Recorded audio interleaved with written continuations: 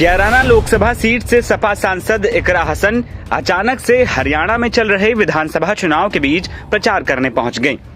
लेकिन हैरान करने वाली बात यह रही कि इकरा ने ना तो सपा के लिए प्रचार किया और ना ही उनके साथ गठबंधन में कांग्रेस के लिए। तो सवाल उठता है कि आखिर इकरा बीच चुनाव अपनी पार्टी के लिए नहीं तो किसके लिए प्रचार कर रही हैं?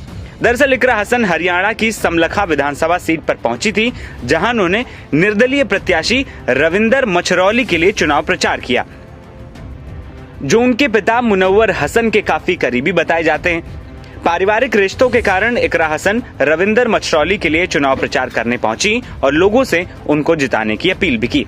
इस दौरान इकरा ने यह भी कहा कि वो किसी भी पार्टी के खिलाफ प्रचार करने नहीं आई हैं।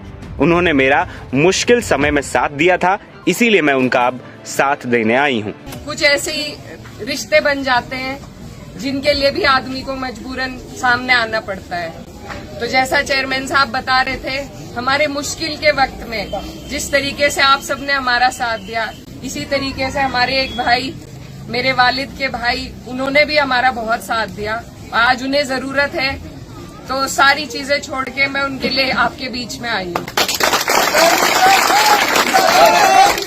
किसी की मुखालफत करने नहीं आई, सब अपनी जगह पर हैं, सब अपने कर्म करते हैं। लेकिन जिसने मेरी मुश्किल में साथ दिया था, आज मेरा फर्ज है कि जब उनका वक्त है तो मैं उनके लिए आपके बीच में आऊं। तो इसीलिए मैं उनके चेयरमैन साहब ने सारी आपको बताई, लेकिन मैं मुखालफत में किसी के नहीं आई। मैं अपने एक भाई के समर्थन में आपके बीच आई हूँ।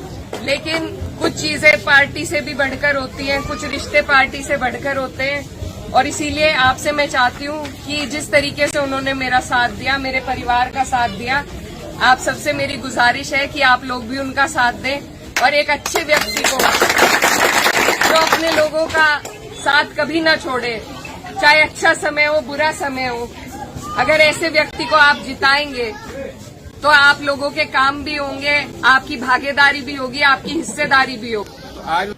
आपको बता दें कि हरियाणा की 90 विधानसभा सीटों के लिए 5 अक्टूबर को वोट डाले जाएंगे। यहां मुकाबला एक बार फिर से कांग्रेस और भाजपा के बीच दिख रहा है। ऐसे में अगर हम समलखा विधानसभा सीट की बात करें तो कांग्रेस ने एक बार फिर से धर्मवीर सिंह छोकर को मैदान में उतारा है, जो यहां से पूर्व विधायक रह चुके हैं, जबकि बीजेपी ने इस सीट से मनमोहन भड़ाना पर दांव खेला है। वहीं आम आदमी पार्टी की बात करें तो उन्होंने बिट्टू पहलवान पर अपना भरोसा जताया है। आपको बता दें कि 2019 में कांग्रेस का इस सीट पर कब्जा रहा था, लेकिन इससे पहले 2014 में हुए विधानसभा चुनाव में निर्दलीय प्रत्याशी रविंदर मछरौली ने जीत दर्ज की थी। इन्हीं के लिए इकरा चुनाव प्रचार करने समलखा सीट पर पहुंची थी। वहीं इकरा की बात करें तो वो अपने परिवार की विरासत संभाल रही हैं। उत्तर प्रदेश के जिस इलाके से इकरा आती हैं, वहां चौधरी परिवार का खासा रुतबा रहा है।